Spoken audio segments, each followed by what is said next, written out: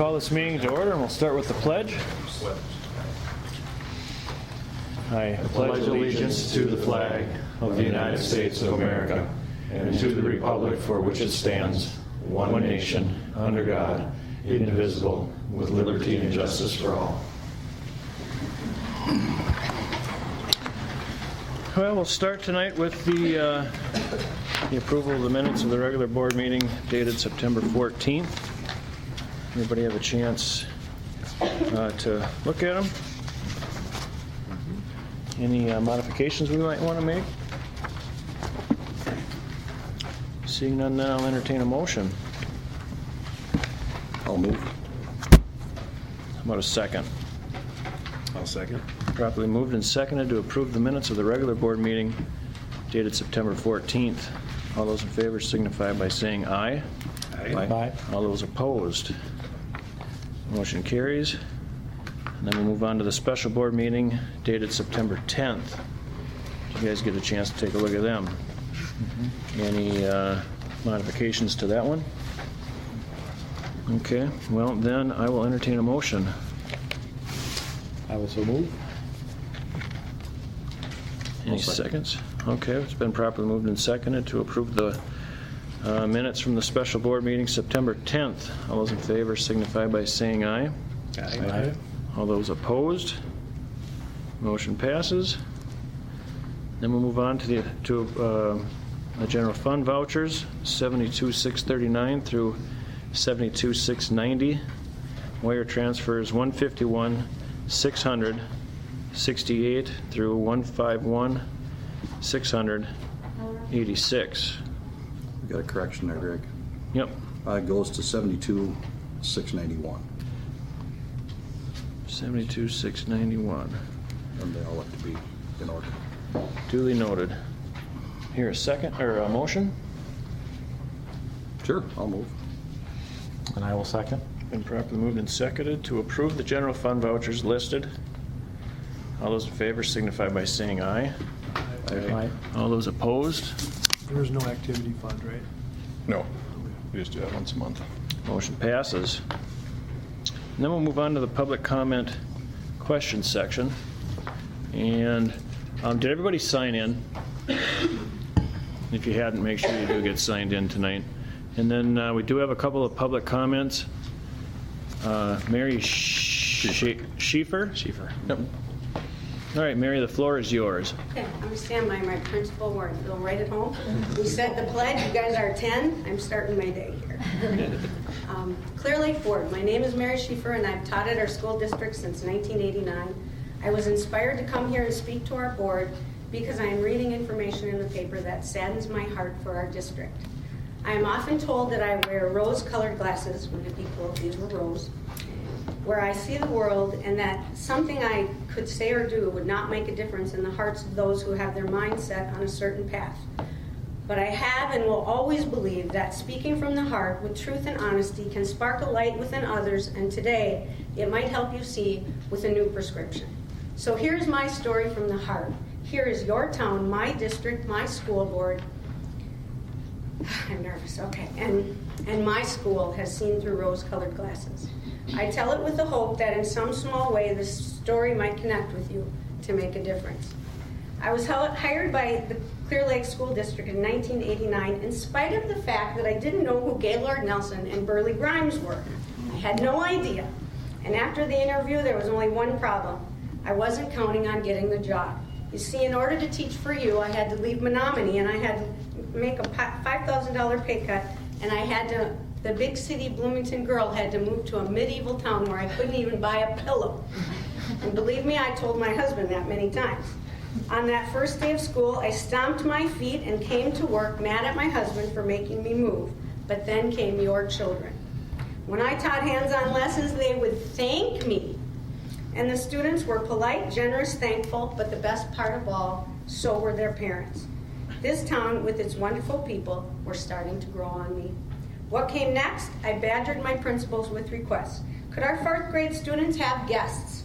The answer was yes, and the guests from town came.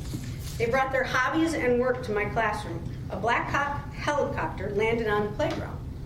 a Pixel corn picker, and I'm telling you what, the city girl's never seen a Pixel corn picker before. It was bigger than this school in my eyes.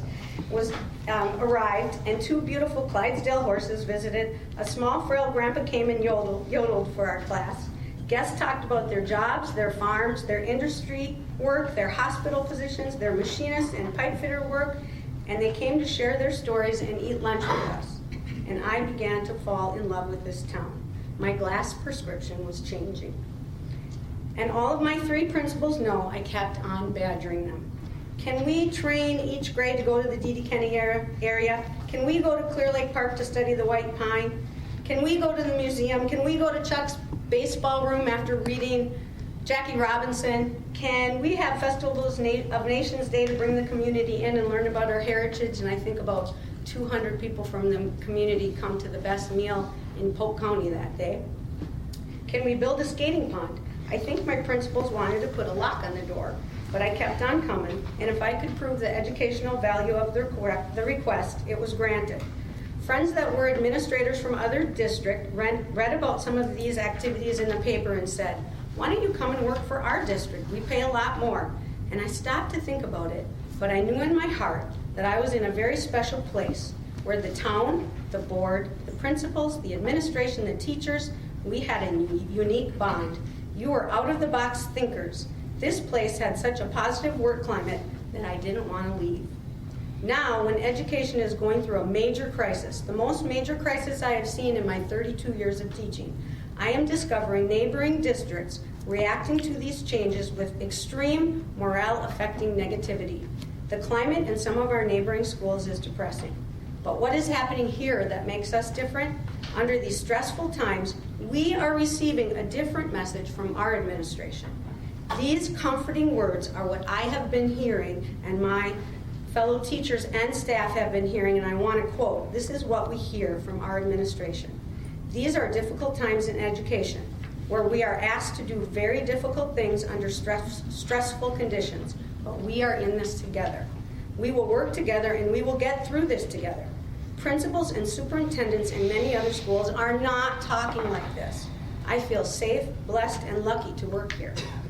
In conclusion, I have laid down the story for you of the way this community has snuck into my heart, of the way many of your teachers have made a choice to stay here because we thrive under your support, teamwork, and leadership.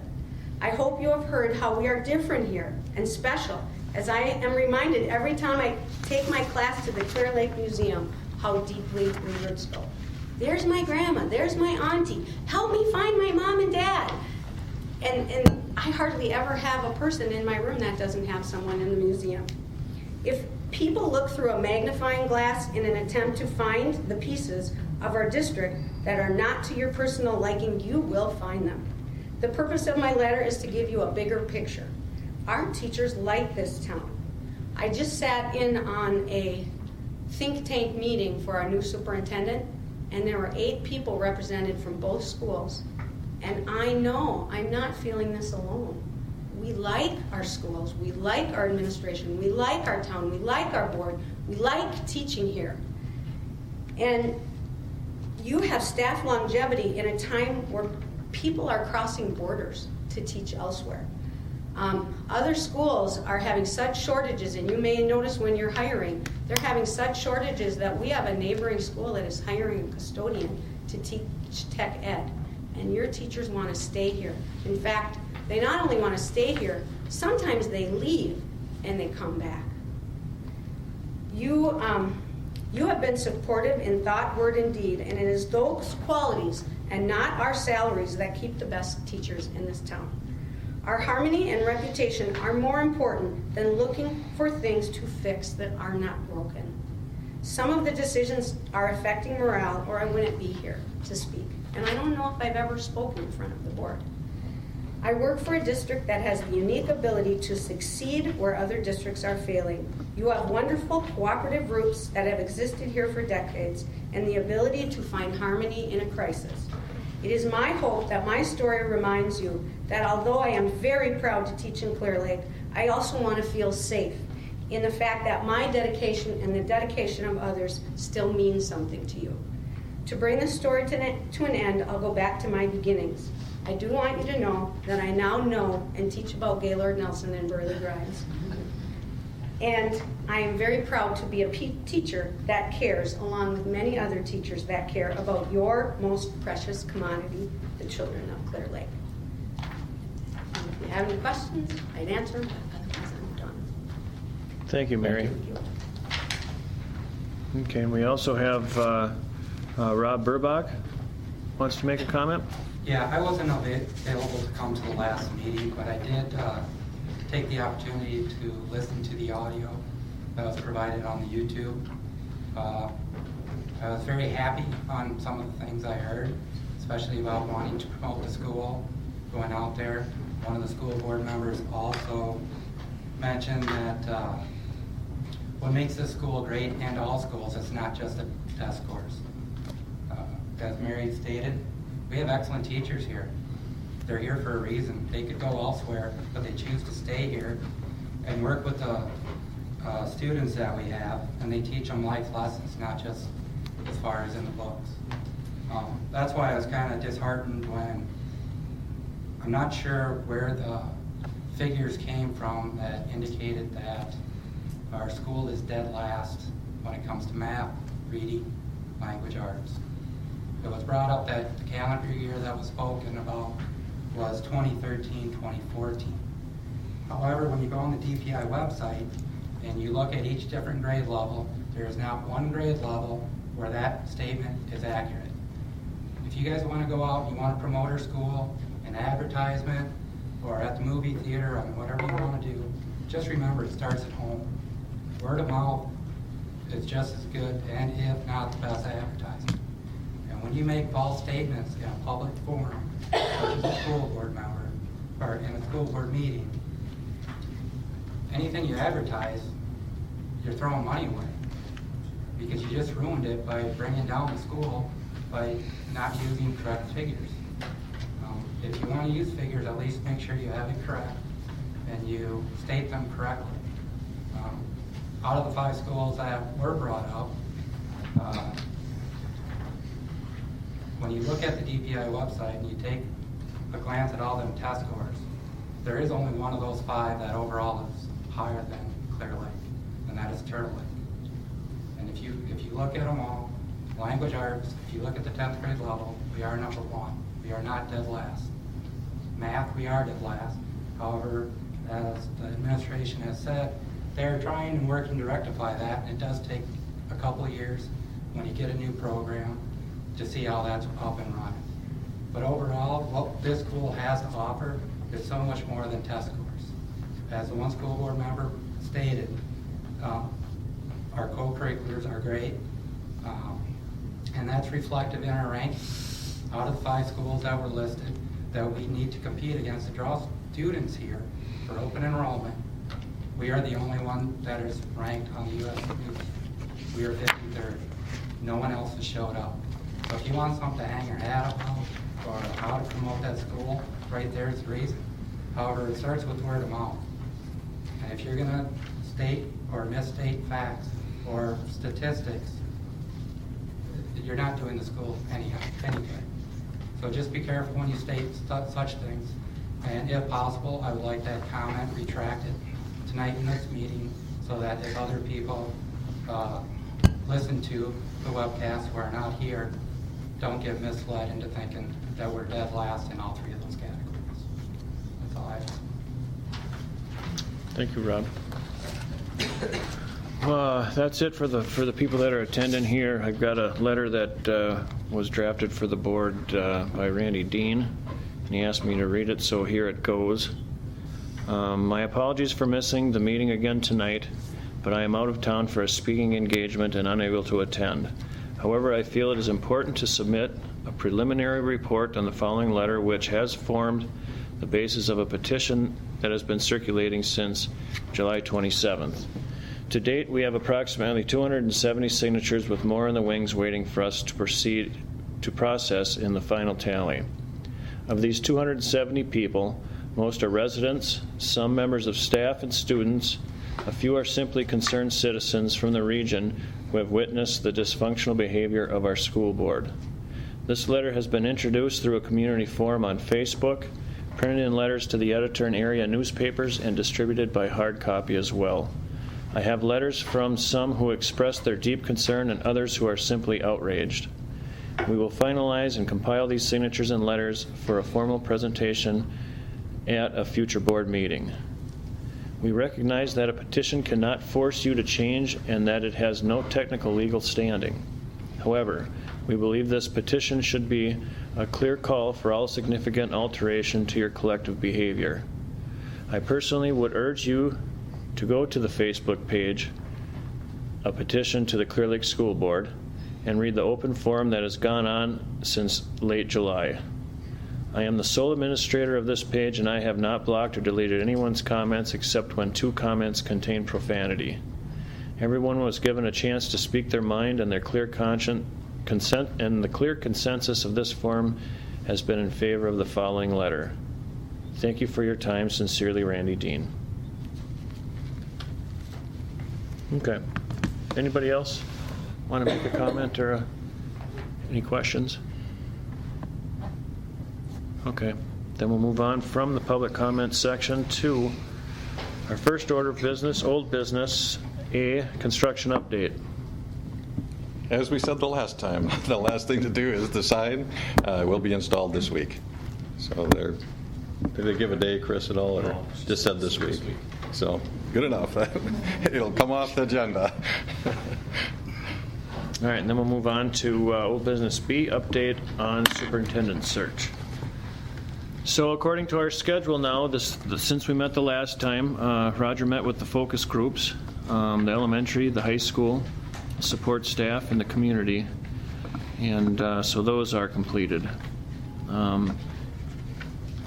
The community survey is on the website. It's open right now. It started on the 21st of September and goes through the 30th. So get the word out. Let's get all of the surveys completed so we can get everybody involved in helping us get our next superintendent selected. And then coming up October 15th, the application deadline. That's the due date for the deadline. So we'll see what kind of people we have after that point in time. Any questions? Okay. Then we'll move on to new business. A, introduction of new staff. Okay. We hired 5 new or 6 new people, and we've all met Mr. Gillis already, so I won't count him in this one. Most of them were able to make it tonight. Alicia Chelberg, our physical education teacher, assistant volleyball coach, is up in Cameron with volleyball tonight. So, but I do see we have some people. Whitley Tronstead. Whitley, where are you? There you go. Whitley, just want to introduce yourself and tell the people here what you teach and not a whole long thing, but just. My name is Whitley Tronstead. I'm originally from the La Crosse area, and I teach high school special education. Special Welcome. education at the high school level. Thanks, Whitley. Welcome, Whitley. Dawn Johnson. Dawn, where are you? She's right there, too. Right. So I'm Dawn Johnson. I'll be louder than Whitley because she's the expert here. So I'm teaching business ed, and I'm actually split in between both the elementary school and the high school. I'm actually doing a career change at this point in my life. I spent 15 years in corporate America, and when I found out I was losing my job a year ago, I made the decision to go into education because for 2 years I'd been doing training in a finance department for a mutual fund company. So I hope to bring into the classroom things that the kids can look at me and go, when will I use this in life? And hopefully I can say I use this at this point, and it'll be beneficial for them. So I'm really excited to be here in Clear Lake, and I appreciate Mr. Ayer, Mr. Gillis, and Mr. Peterson giving me the chance to be here. So I'm enjoying it so far. Okay. I didn't see Kim. Kim's not here today. Okay, she couldn't make it. Jill. I'm Jill Moles, and I'm the new music ed teacher in the elementary, doing kindergarten, 1st and 2nd grade. I'm originally from the state of Nebraska, and I moved up here 7 years ago, and happy to be here. Okay. Thanks, Jill. We welcome you guys. Was the other one that wasn't here? Kim Torgerson, and they'll be at the next one. So. Okay, well then we'll move on then to new business B, presentation regarding formation of trap shooting club. Greg, we're going to slide you over here. I'll just get this started and kind of introduce. Shine off your forehead. Yeah, a little sign off your forehead here. The board's been approached by some community members as far as having a trap club and how you go about starting one. And so I asked Nicole, okay, if she had anybody that could come in and present. And so tonight we have Troy Weathers, and has come to do a little presentation for the board and the community on the Wisconsin State High School Clay Target League. And the board won't be making a decision tonight. I just want them to get some more information on what it all pertains to. So with that said, Troy, I'm going to let you take over. Thank you very much. That's a nice introduction. Well, I'm a career banker. And no, despite what you think, I was not responsible for the housing crisis of 2008. However, I am passionate, and I'm very passionate about the shooting sports. When I was 12 years old and received my firearm safety certificate, my father taught me and coached me how to do it. He was an instructor. And today my father's 78 years old, and he and I coach a trap shooting team together at the high school level in Hastings, Minnesota. So it's a lifelong sport. And what I'm here to tell you about tonight is a little bit about our league. Minnesota State High School, yeah, you can distribute those, that'd be great. The Minnesota State High School Clay Target League was formed in 2001 by Jim Sable. And it was formed because of a dying sport at the club level, the trap club level. And the reason it was a dying sport is because the average age of the shooter was 65. And a lot of the kids wanted to shoot, but they didn't have other people to shoot with. And so he approached Wayzata Senior High School. They were the first team to start shooting in 2001. Now, a lot of reference here to Minnesota, and the reason there's so much reference to Minnesota is because that's where it started. So the foundation is built around what we developed in Minnesota. So in 2001, we had 3 teams. In 2008, it got some legs when we hired Mr. John Nelson as our executive director. John Nelson is responsible for what you're seeing here today, a lot of the good stuff that's happening here and helping the rest of us get going. In 2008, we started with, or 2007, we started with 7 teams. In 2008, we had 30. Today in Minnesota, we have 295 teams. The competition is shooting virtually. The students actually go to a trap range. They shoot their scores every week. It's like any other shooting sport. And their scores are submitted electronically. I'm sorry, looking at my back. How's that? All right. That's fine. So their scores are submitted electronically, and then once a week the coaches enter everything in there, and then they get what's called a shooter performance tracker back. And young men like Logan can look on his iPhone and see exactly what his standings are and how it works with the other teams they're competing with in their particular division or conference. So Wisconsin, on to Wisconsin now. So, and one more thing. Last year we had our state championship in Minnesota lasted 5 days. We had 8,500 students competing from 295 schools. Good question someone always asks me is, what are injuries like? Guns, are they safe? Well, to date, there's been 0 injuries. Is there any other sport in the high school league that you can tell me that does not have an injury? It's the only one I know of. That's not putting down someone else's sport. I'm just telling you in comparison, there are 0 injuries. We also have 0 tolerance policy for infractions against things like guns being on school property. You can't even walk in and say, I've got a shotgun shell left over from last night, because everything is accounted for. Everything is distributed, everything is accounted for. So it is truly the safest sport that there is out there today. It's also the fastest growing sport, and I can prove that with Wisconsin. So I took over as the state director a year ago. We had 6 teams. Last year we had 24 teams competing. This year we already have almost 35 teams signed up. And we'll probably have close to 50 or 60 teams this year competing. First year we had, I think, 18 or 19 kids shooting in Rome, Wisconsin at the competition. This year we expect somewhere around 300 to 400 kids. So it is growing very fast. So why would the school want to have a team? Seems like a lot of liability for a school, right? Why? I mean, it seems like you have a gun, you've got kids walking around with ammunition, they're shooting things. Hey, let's face it, I'd have that concern if I were you. The real issue is that you don't need to have that concern. We are completely self-insured. The school has absolutely zero liability. We only use the school's name so we have geographic location and tie the kids to the school. So the only reason that you would have the school name on there, and you can call it whatever you want, but it's the Clear Lake High School Track Club. Whatever you want to call it is up to you guys, but we register as a Clear Lake. One of the things that's most important about the league is that our number one focus is fun. It's not competition, it's fun. And because of that, all ages of kids, as long as you qualify for whatever league rules you set up, age 12 being minimum because you have to have your firearm safety, and that's a requirement in Wisconsin. All girls, all boys, doesn't make any difference. Mixture of the team, we all compete together. Everyone is a team player. There are no bench players.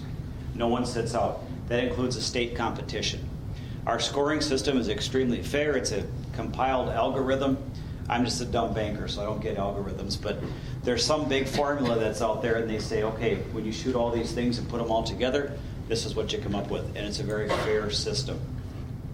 So one of the things that people ask me most often is, what does it cost? Does your school, by the way, have a league fee for any of the sports, any of the athletic activities? Does anyone know? No. That's wonderful, because most of them do. Most schools have at least a $100 fee to do that. We don't have it in our sport either. I would guess that on average, without the support of a track club that they shoot at, you'll spend between $200 and $250, maybe $230 a year for your student to be able to shoot, or for a student to be able to shoot. That's all the ammunition, that's the registration, that's everything. We have some clubs where you get actual grants or participation back. We have a fundraising program. It's very much a turnkey operation, and it's such a simple process. We try to make this thing as easy as we possibly can, so that no one really understands what we're doing. No, I'm just kidding. But this is, and I'm doing this hoping that it works. It doesn't always work. Well, you guys must have good connections here. Oh, can we turn that up? Do it better on my computer. Since 2001, the USA High School Clay Target League and its state affiliates have been bringing the excitement of Olympic shooting sports to young people in area schools. The league is open to boys and girls in grades 6 through 12 who earn their firearm safety certification. Practices and competitions are held weekly at a local gun club under the supervision of trained coaches and volunteers. At each event, every athlete participates equally, taking the same number of shots, regardless of skill level. Scores are submitted by coaches through the league's team management system, compared against conference opponents, and posted on the league's website. The season concludes with a state tournament where every team is invited to compete for awards and recognition. Students love the league because of the competition and camaraderie. Parents love it because it's affordable and so safe. In fact, since the league began, there hasn't been a single injury to athletes or spectators, making clay target shooting the safest high school sport in the country. And with the nationwide membership in the thousands, it's also the fastest growing. So get on board. We're targeting you to join us at usaclaytarget.com. So I should probably explain, USA Clay Target is our parent organization, of which right now we happen to have Minnesota, Wisconsin, North and South Dakota, Nebraska, Iowa, soon to be Colorado, and the entire state of Arizona. They're all coming on board very shortly, or are on board already. And Kansas, I forgot Kansas is the one in there too. So as fast as I can get around, or some of my coworkers can get around, we are signing up teams. What we're asking of the school tonight is to approve the use of the school's team, the school's name to form a team. There is no cost to the school. There is no liability to the school. There's no obligation to the school, although it'd be our preference to be able to mimic the school policies as close as we can. So if you have academic restrictions or requirements, we'd like to follow those.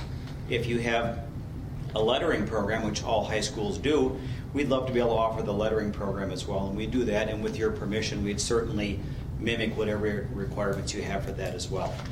What I will tell you is that we are very strict. As much as we want to do everything we possibly can to make it work for everyone, it doesn't work for everyone. And I have been in meetings before where it doesn't work, and schools where it doesn't work. And I'll be the first to tell you, we do not deviate because of safety policy any way, shape, or form. So if the school can conform to the way we do business, we'd love to have you on board. And I know the students would love to have you on board. It only takes 5 to shoot. Five forms a team. And I think you'd have no problem with that. Give you an example. 4 years ago, I started the Hastings High School clay target team because my daughters, both of them in high school sports, came to me and said, Dad, I'm not fast enough for doing this sport, and I'm not fast enough for doing this, and they wouldn't let me play football because we didn't have girls playing on the team, and it was on and on. So finally I ran into this group at Game Fair one year in Anoka, Minnesota, and they're the ones that got me started on it, and we started a team. Year one, my partner and I that started the team, Earl Robinson, we were told to expect 10 to 15 kids. We had 33 the first year, 64 the second year, 97 the third year, and last year we had 109. We anticipate 130 to 140 kids in our team this year. Last year we had 16 volunteer coaches, and I turned away people because everybody wants to do it. It's so much fun. We just have an absolute blast out there. But there's so much to do and so much to keep track of that we have a requirement of 1 volunteer coach for every 10 students, period. There's just no exception. So range safety officer is required, and we even have club representation here tonight that is volunteer to have a place for the kids to shoot. So we've done all of our homework on the other end. We want you to do your homework on your end, and welcome us aboard. Questions? When does the season run? It's a spring season, and it starts in March. It's 5 weeks of competition. Because we're considered a club sport, we can compete on Sundays. So we can accommodate just about any schedule, especially if they're playing in other high school sports. So you said 5 weeks? It's 5 weeks of competition. Technically, it's 5 weeks of competition, 2 weeks of practice that they can warm up with, if you will, and then 1 week of what we call reserve week shooting. So in the event of not being able to shoot for inclement weather, then we allow the score to be submitted. So if there's 5 on a team, what if you have 8 or 12, or do you have 2 teams or two groups? Or no, it's one team, and typically a round of trap is about 20 to 25 minutes. And interesting enough, this gentleman told me tonight, he says, well, that seems like it's kind of slow. It is, because we take our time. We don't want to rush through this. Again, safety is number 1 priority. We require the guns to be held in a certain fashion. This sport is so lifelong that if you learn the right way to start with, it will last you forever. So you technically get a lot of shooting time. Let's say you have 10 kids or 8 kids, and Just only one team. Only 5 can shoot. Yep, we have one team in Hastings, Minnesota, with 109 kids last year. So they all shoot. Yep, you can shoot over 2 days if you want, if you can't get it all in. And you take like the top 5 for Nope. competition, or No, it doesn't. That's the beauty of this. So you don't have to be the best shooter to be the number 1 shooter. Because of the way the scores are compiled, that can change week to week. So you could have somebody that has a really good week of shooting, maybe they shoot best left to right, and all the birds went left to right that night. And so now that person's score is way up there, so all of a sudden it's fair competition. So the entire team's scores are very important. Do you handicap them then? Or? Nope, no handicap. No, we shoot 16 yards, straight trap, 16-yard target. We do not handicap whatsoever. We follow ATA, American Trap Association rules. So, for the speed of the target and for the height of the target, all that kind of stuff, safety. have you found, does this affect participation in other sports? It's enhanced it. It's actually worked out very well because kids get kind of excited about playing together and doing things. We have kids that have never been able to play another sport but gain this level of confidence by doing this. I mean, if you're a really bad shot, I've had kids that wall might be a little bit of a stretch for them to even hit. And frankly, I'll take them up right behind the trap stand and I'll fire a pigeon. They can shoot at 10 yards. Everybody will break one at 10 yards. Your pattern's, 20 feet around. You'll break a target. That confidence level is absolutely incredible. Once they start building confidence, especially if they start young enough in the system and work all the way through high school as a senior, we find them gravitating to other sports. Just so I kind of understand, Yes. You're asking the permission to use the Clear Lake School's name. That's correct. That's it. That's it. Period, end of story. That's it. The club takes care of everything else. Everything else. We'll provide you with insurance certificates. We'd love all of you to come shoot with us as well, but you're not required to do that. You never have to step foot on the range if you don't want to. I would highly recommend to do that because the representation you'll see out there is amazing. And we have fun shoots too. We love to have we always invite the school board out, principals, anybody else that's teachers, family members, come on out and shoot with us. And once you shoot, you'll get hooked. Right now, I have about 30 kids and parents that want to have their kids do this. So, and we have the Richardson. I did speak with Amory Gun Club and the Richardson Sportsman's Club. Amory charges the kids, besides the insurance fee and stuff, they charge the kids $100 plus all their ammo. Richardson is completely free to the kids. All they have to do is have their ammunition. So, which they have to, they can buy right through the gun club. So. We also have fundraising opportunities for the kids. We have an arrangement with a company called Greater American Ribs. We're out of Woodbury, Minnesota. Kids can actually sell the ribs and actually make money. Last year, I had 6 kids that I wrote, after they paid their league fee of $200 to shoot, I wrote them checks for in excess of that. So they actually made money on the deal. So and it's a great product, so it's easy to sell. Any other questions? Do you have any questions for me? Are we allowed to ask questions? Yep, go ahead, Patty. Why do you need the school's name?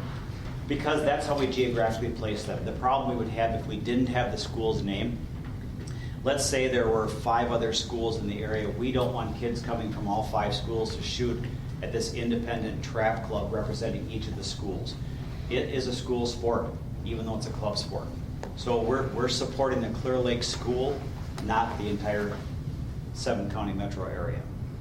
So the school is very important. Matter of fact, if you had a school nearby that didn't have enough kids, let's say they only had 1 kid that wanted to shoot, but it was a reasonable driving distance to shoot at the club, we have a reciprocity agreement that we can do as long as the principal signs off at one school to allow them to shoot on the other and vice versa, then we can do that as well. So you can build teams very fast. But our league rule is that we use the school name, period. And we don't allow names like the Funny Shooters or like that. It's strictly by the school name. I still don't understand why you need the school's name. Why just not Clayton Community or Clear Lake Community or Avery Community? Why do you need the school's name? Because you're representing the school. You're strictly representing the school. You're not representing the community. Grade 6. You're representing the school. So is it safe to say that want to keep all the rules as you do for like a high school basketball player? Exactly. Has to belong to the school, has to keep his grades up. Yep. You want to keep it a high school. Exactly. Whatever your school requires for academic achievement, attendance policy, whatever it is, we're tying it right to your school specifically. So who would monitor that, the academics and the attendance and stuff? The head coach. Would there be some privacy concerns there with monitoring your grades and such? Not unless the school sets that privacy. The issue would be there's been a discipline of the student, there's an issue with this student's shooting. We can't allow them to participate in any of the high school sports, not just trap shooting, but any sports that they're involved with because of something that occurred at the school. Don't need to know what it was, we just need to know that something occurred. So the school would report. That's part of the training program that we do. On January 19th, we host a training session, and we teach the coaches how to communicate directly with the school. There's a liaison in some cases where there's a school representative that actually attends each of the shoots and the competitions. Some of them is strictly a phone call. Mine is the relationship I have with the athletic director at the Hastings High School. So he's called me from time to time and said, Troy, there's so-and-so here that we have an issue with, and we need to suspend them being able to shoot in competition this week. No problem. So as far as coaching then, would that be a You. position? I would absolutely love to coach. Just that easy. And I have 2 kids to sign up. Would that be something that would be a paid position, or is Nope. it completely voluntary? Nope. Okay. Now, I'll tell you where we get into trouble. There are some schools that require a person or a representative to be part of the team or at the team, and they are required to be paid. If you do that, that's your business. We are volunteer coaches, every one of us. Every single coach we have is volunteer coaches. And I will tell you, it's a lot of hours in the spring. It takes a lot of time, but everyone's a volunteer. And I've never had anybody say, gee, I wish I could pay for this. Just the opposite. Which we have 3 from the Richardson Sportsman's Club that are volunteered to do that as well. So. There's your coverage right there. 1 per 10, you got 30 kids covered already. Safety is very, very important to us, and we just do not allow any gray area. There's no deviance from safety policy whatsoever. And in fact, everything you see right here is wiclaytarget.com. I would encourage everyone to go to that site and look at it. You talk about the rules and you're very strict. How do you monitor that? Well, we have a great relationship with each of our coaches. And because of people like me in my position, I'm kind of the liaison between the league and the individual teams and coaches. Let's see, I have 1, 2, 3, 4, I have 5 more school board presentations in the next 6 or 7 days. And I form that relationship with everyone, and they call me anytime, email me anytime. The monitoring that we do is rooted in the training that we provide. So they are trained in what to do and how to do it, when to do it, how to work with kids, look for signs. There's just lots of things that we go through. The training is very, very intense.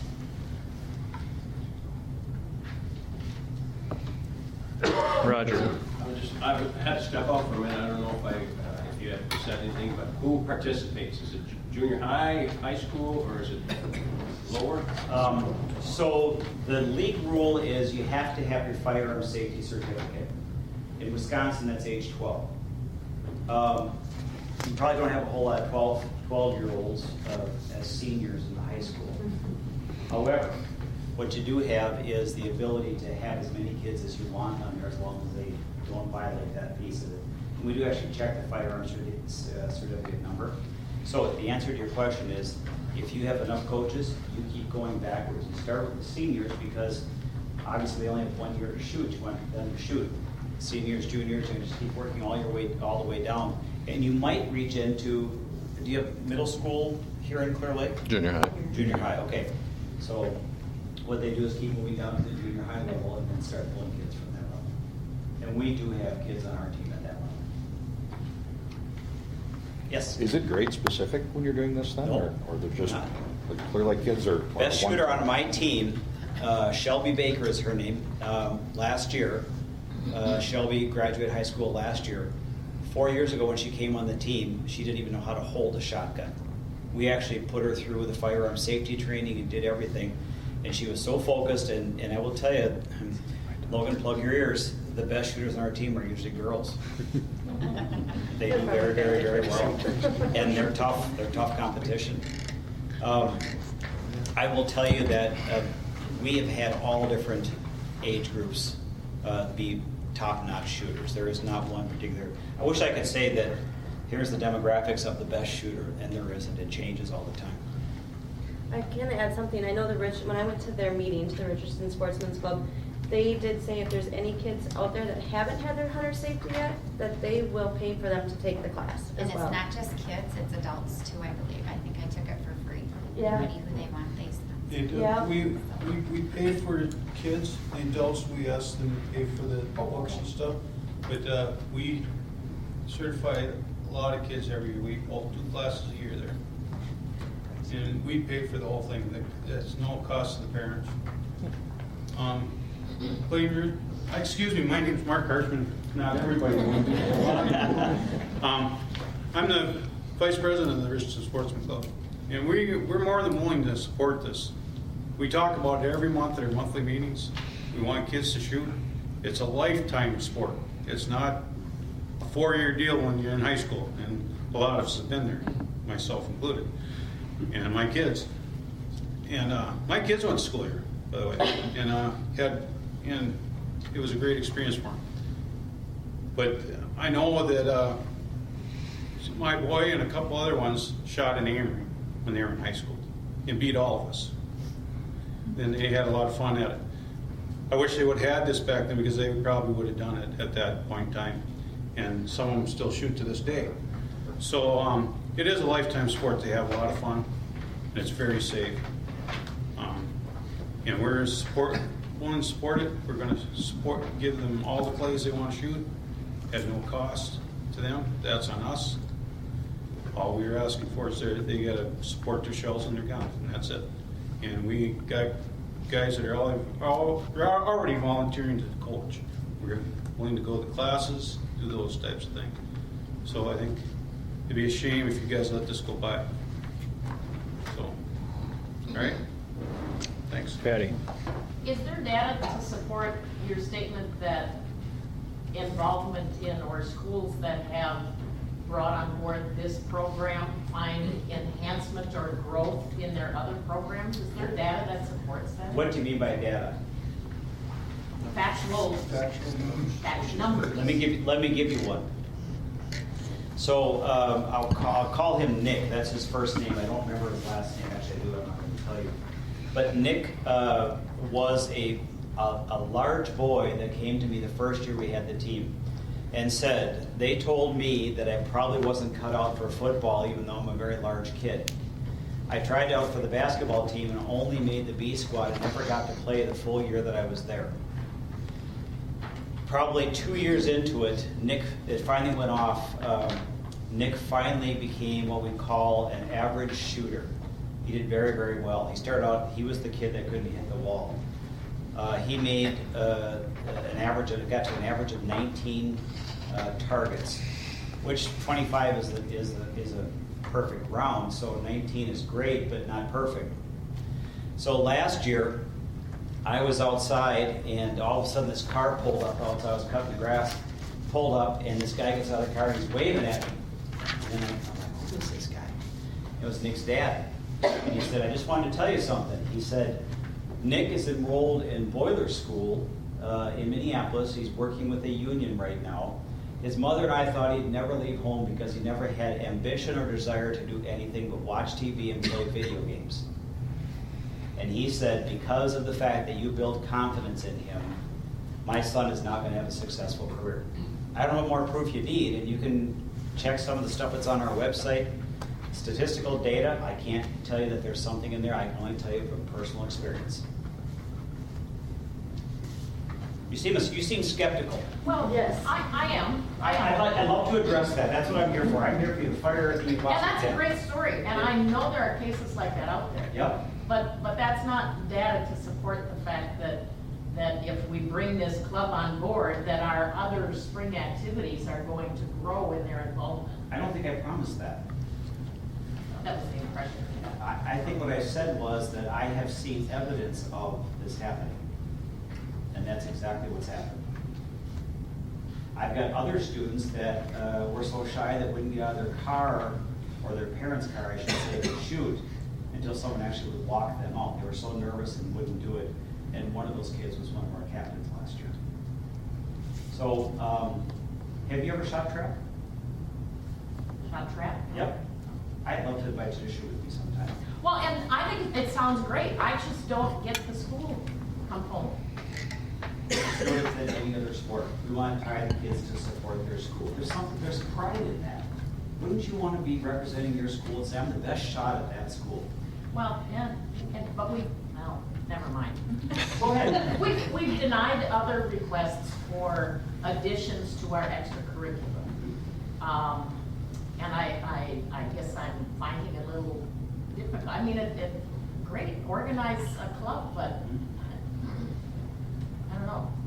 Well, again, and honestly, for me, we can do this on Sunday thing personally bothers me. There are very few opportunities for families just to be families with downtime. Well, I think that's an awesome comment, and I'm glad you brought that up, because we actually have families that, I don't know about your club, Mark, but do you have picnic tables there? Oh, yeah. Yes. So our club, families come out on Sundays when the kids shoot and make a day of it. They come out there together. This one family brings out chicken every single time they come out. I mean, people, if you haven't participated in this sport before, you need to try it. And I personally, I will pay for it. I'd love to have you shoot with me sometime. I want you to feel that. I want you to feel that compassion that you can get out of that. I have no doubt. I just don't understand why there has to be a school club for that to happen. Would you want to have a football team that didn't represent a school? Can I interject? Sure. And I hope I'm not stepping on you or what you're saying, but I have a concern. I think it's great. I think it'd be great for the kids. Sure. Nothing against this. But I think if I can say what maybe Patty is thinking, we already have golf in the spring, track in the spring, baseball, softball. We have 160 kids in the high school. In the high school. Sure. How many sports in one spring can we support? Well, I can tell you that would be- Logan is in baseball, and he still wants to do the trap shooting, whether it's on a night that they don't have a game, you know, after practice, or on a Saturday afternoon, or on a Sunday.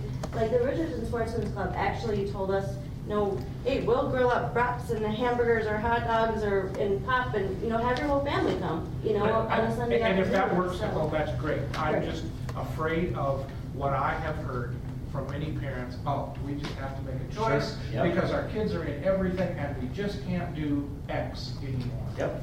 And I think that it's is to an be outstanding point, and the reason is because you will appeal to more kids that don't participate in high school athletics already than you do that already participate in high school athletics. Do you have data with it?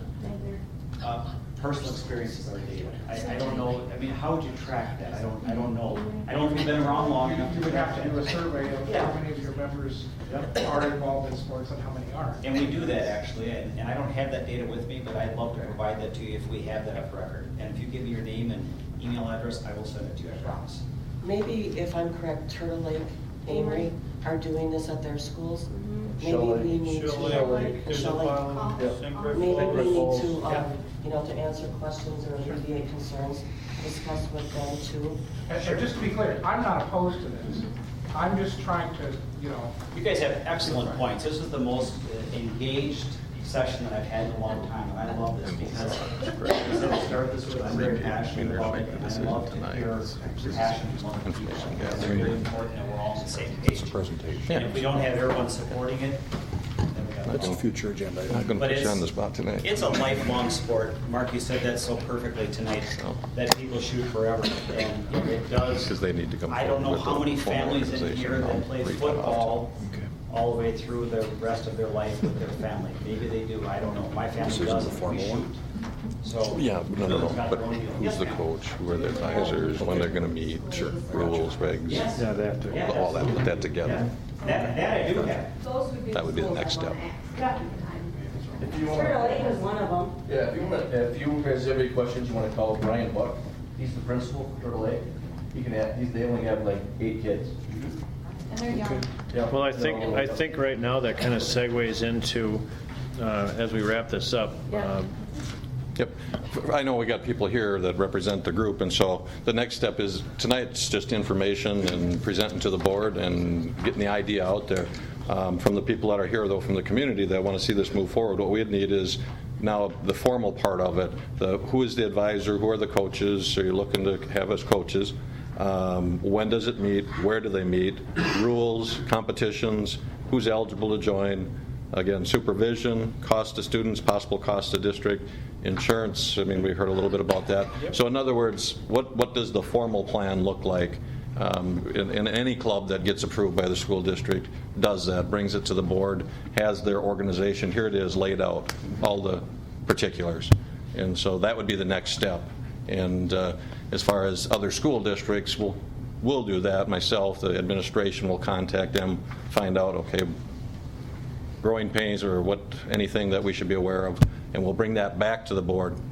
And whoever's going to be doing that presentation or bringing that information forward, Nicole, I know you contacted me, get hold of me with that, bring it, and then we'll come back to the board with that as a formal request. Here is what the club looks like, here's the parameters, guidelines, etc., and then the board would consider for approval.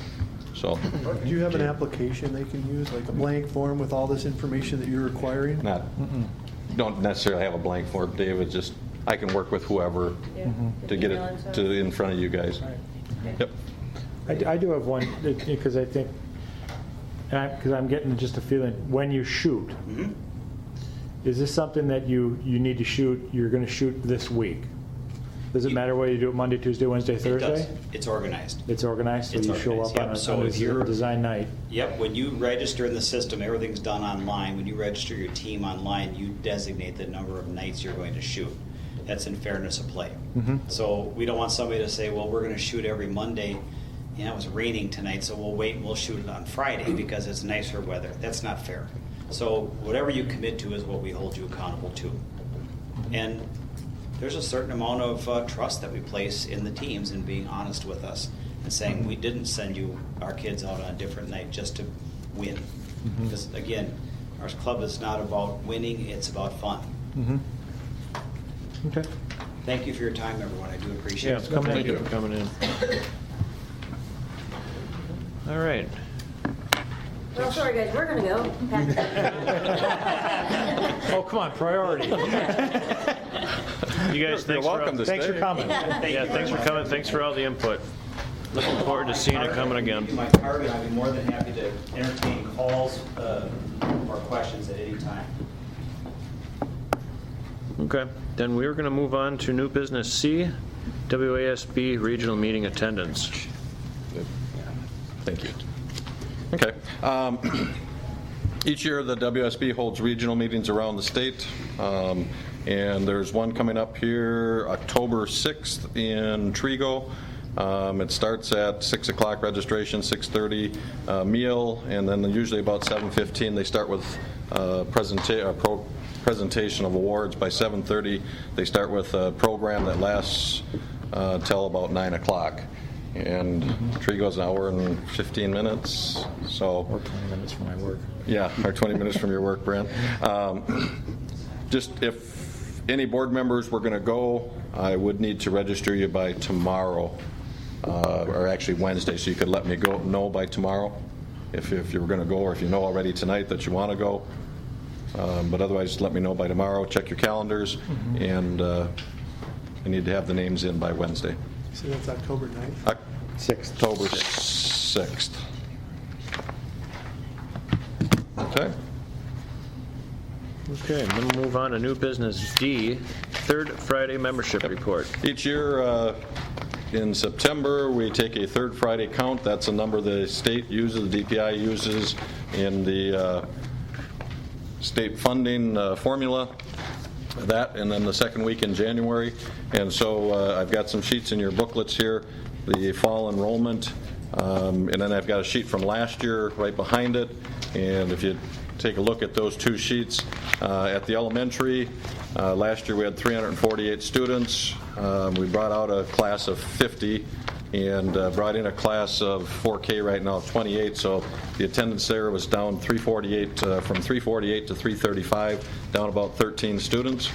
But as that larger class moves up, you can see the middle school, junior high moved from 89 to 97, and then the high school moved from 166 to 179. And so district-wide, last year we were at 603, then was 6 early childhood, and so that was 609. This year we're at 611 with 7 early childhood, so 618. You can see it's up about 9 students across the district, which is good. It's better than going down.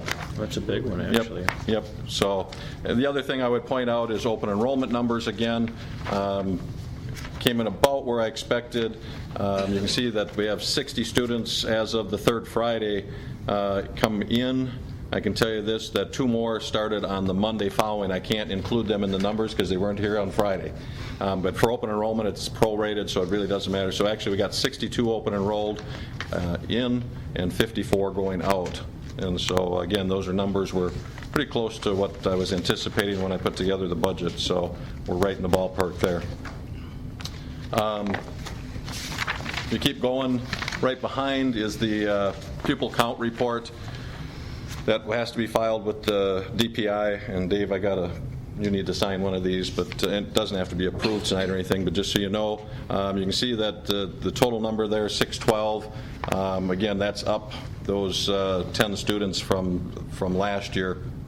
And what that is a prorated number because the 4K students are only counted 0.6. So we multiply that number of 4K students times 0.6, and so it gives us 612, but that's up from 602. So again, just so you know that form goes into the state. And then there's one more behind the signature page, and it kind of gives you a summary of where we are from last year. Again, the preschool, early childhood up 1, the 4K change from last year up about 13. And then the actual 5-year-old program down 17. Grades 1 through 12 up 13. So again, you can see that net gain of 10.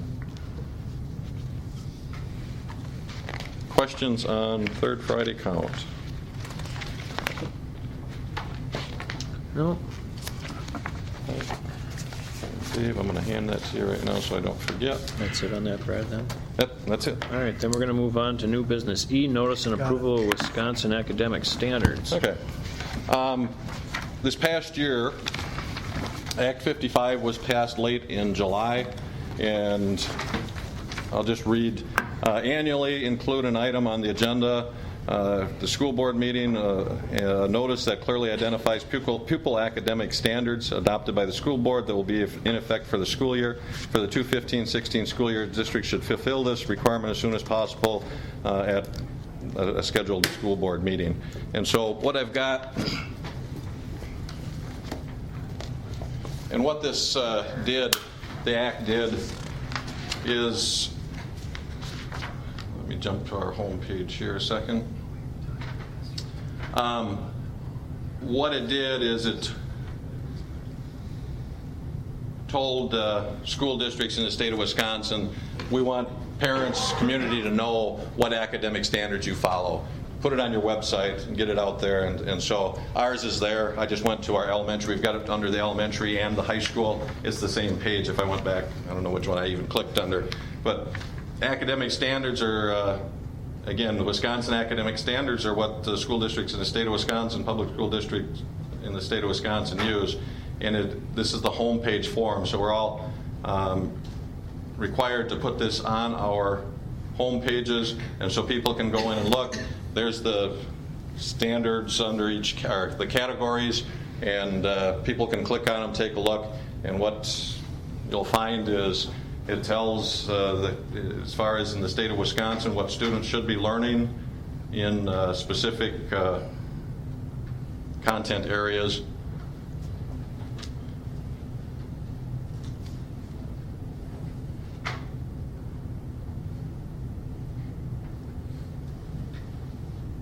And so the sites are all the same. Let me just, and so there's usually an introduction, and then as far as the study, purpose of the document, then a guide, and it will go into eventually, I know I'm whipping through this, but I just want to show people where they come from, and then once you start getting into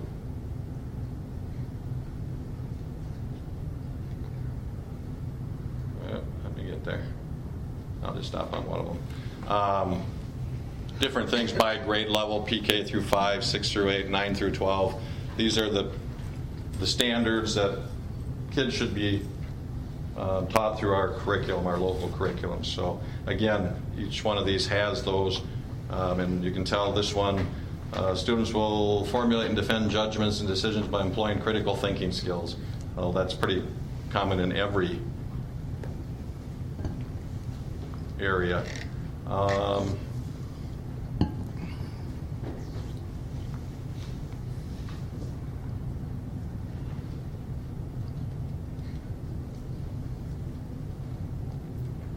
Jump to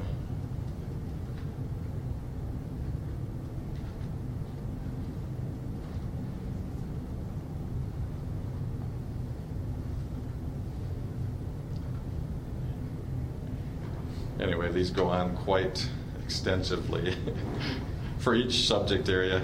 Then it jumps to and so I realize that's pretty small. But again, each one of the standards has a plethora of information for people. And again, one of the ways the legislator wanted to make sure school districts are getting this out to parents is that they're requiring to have it, one, as a school district, that this is what we follow. We follow the Wisconsin academic standards, and two, that it's on our website, accessible to people. And so when I go back, as I said, if you click under junior, senior high, you'll see on the bottom here, Wisconsin Academic Standards, and if you go to the elementary, you'll also find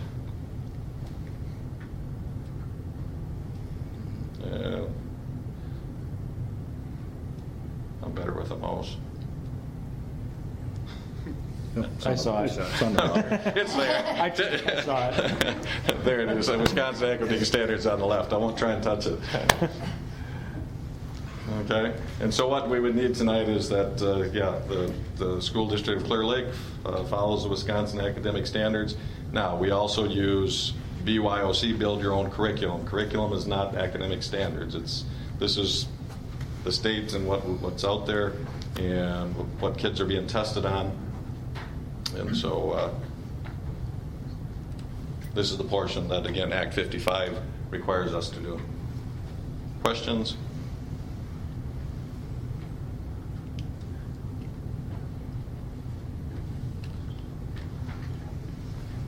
Do we make a motion to approve? Yeah.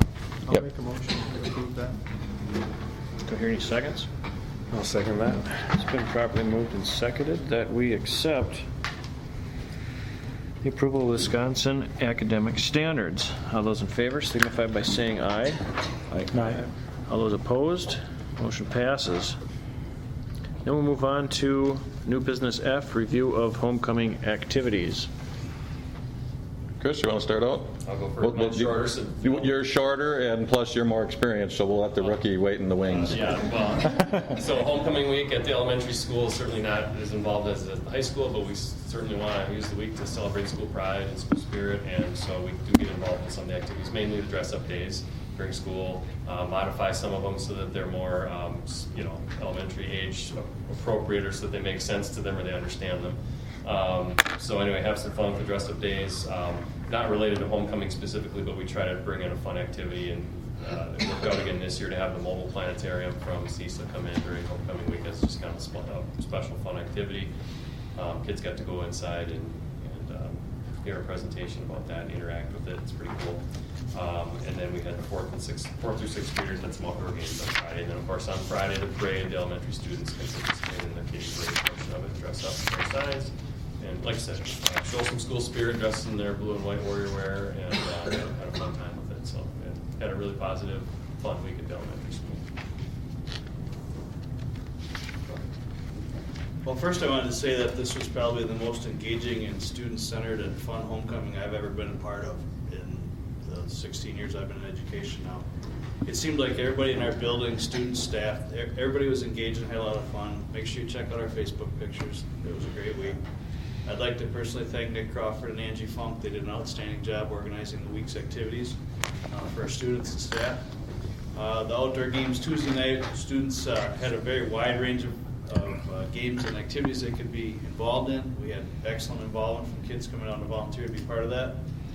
The seniors did a great job collecting firewood for the bonfire, and thanks to the local Clear Lake Fire Department for volunteering their time to help us manage the fire.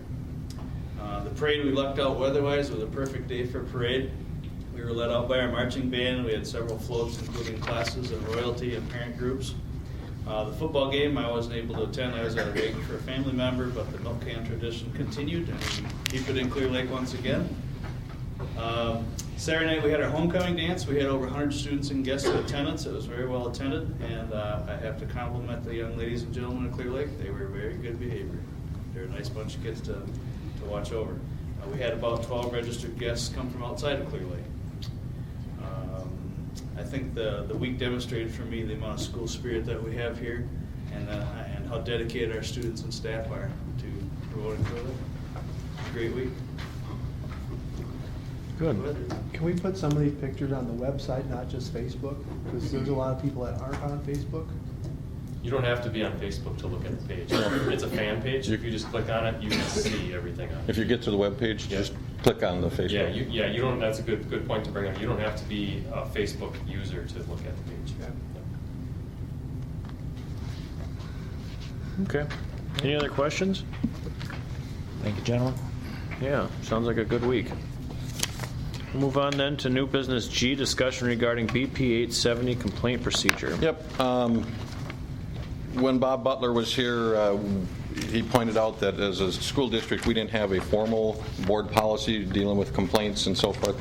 And so I talked with Greg and had looked at a number of districts and got some input from the WSB.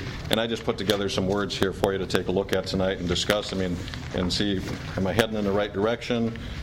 Something more formal brought back for a first reading. I'll get it out to you.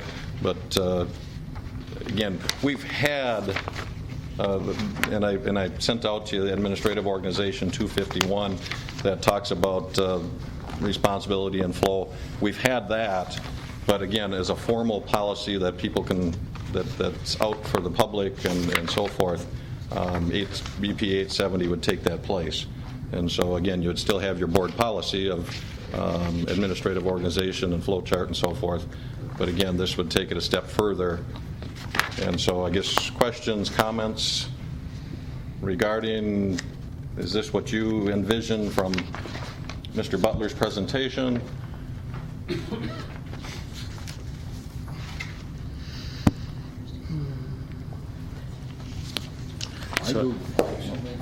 Go ahead, Tom. No, I Googled up 870 and I found ones that were a lot wordier and yeah, it seemed to be a lot more descriptive. Descriptive, longer. I mean, that's the thing. You can go more, you can go less. As I looked at other school districts, this is probably the less. I mean, you can get into long documents. I guess that's what I'm asking you is, are you looking for more wording in the steps? I mean, I would think so. So this is a starting point? This is a starting point. We can look these over and... Yep. And you can go to, and again, I'll forward the WSB. Templates? What we do, templates, yeah. I get them from the WSB. Yeah, there's a couple that I found for formal complaints, but just templates. Yep. And so, again, this is just getting it out on the agenda to start with here tonight, and basically asking you, do you want me to continue to put together a document that would eventually here come to a first reading? Yes, definitely. That's all. That's what I wanted to hear tonight. Like I say, this is just a sample of putting some words on a paper. And I mean, it's always been our kind of tradition here. We try to handle all of our stuff at lowest possible level. Correct. So if we have an issue with a teacher, we start with the teacher, then go to the principal. We don't start with a school board member, and if we can communicate that through our policy, that would be fantastic. Pretty much everyone I read, Brent said the same thing. Yeah, absolutely. Handle it at the lowest possible level and work your way up. Correct. Does this 870, the one you've got here so far, Brad, add anything to what we've already got in our It's more specific as far as when it says if a problem occurs between a student, parent, guardian, and staff member, the person, the student, parent, guardian should contact first, is that staff person directly involved? And then it goes on to the next step. It's not really anything different than we've had, Greg. We've had a flow chart, and we've always, and that's what why I put that in here, the administrative organization. Responsibility shall flow simply, clearly from students through teachers, principals, superintendent, and Board of Education. And so we've operated under that premise forever. And so it's not changing anything, it's putting on paper what we've actually been doing. So. But that's what my question is. Is anything that we have in this new 870 rule something that we don't already have in our 251? Not as, my opinion would be no, not really. This is just making it specific. Again, Bob talked about that under the 800s is school district relations, community, and so forth, and having it under 870, you're just, again, spelling out. It's one spot instead of having, I've got 5 different spots where it all covers the same stuff. Okay. Between board policy, teacher handbooks, and everything, it all pretty much says the same thing. So. And they should just all be the same across the board would be the thing. Correct. Make sure Yeah, that we should be in each consistent. place that are consistent. Yep. Okay.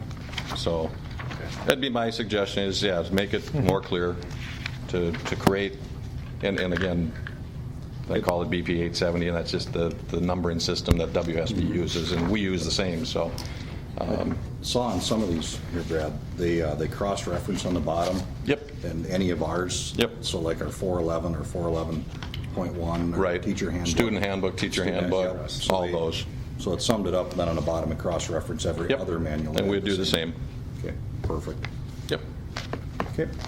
Just want to know if this is direction you guys want to head, because we'll get her put together. Okay, one more thing off our list then. We'll close off our list. Okay. All right, then we'll move on to new business H, approval of winter coaching roster. And Dale abandoned me. I think we got it in here. Yep. Yeah, it's in the very back. Yep. Under girls basketball, Jan Teachin was the head coach last year, recommending keeping Jan on again this year. The assistant coach was Travis? No. Jan's son. Yeah, Jan's son, but not, I was trying to think of his name. Tyler, thank you. I knew it began with a T. It was Tyler, and Tyler has taken a job elsewhere, and so we had an opening. We advertised both as the head coach and interviewed a couple candidates, and like I said, for consistency of the program and what Jan did last year, felt he deserved another opportunity, and so we would recommend that Travis LeBlanc fill that assistant coach. The two junior high coaches are the same. Boys basketball, Jason Sargent is the head coach. Ryan Blanchard would be the assistant coach, not co-assistant. And then wrestling, Darren is the head coach again. Braden is the assistant coach. And then the two junior high coaches, Dick and Casey, are the same. Dance and cheer, Brianna Bomke is the same. So the change would be adding Travis as the assistant girls coach. We still need junior high. We'll need junior high, and because Travis was one of our junior high coaches. So Dale would get to work on that tomorrow morning if you approve this. Anybody got any questions? No. Not really. I move to approve the winter coaching roster. Do I hear a second? Sure. I'll second. It's been properly moved and seconded to approve the winter coaching roster. All in favor signify by saying aye. Aye. All opposed? Motion passes.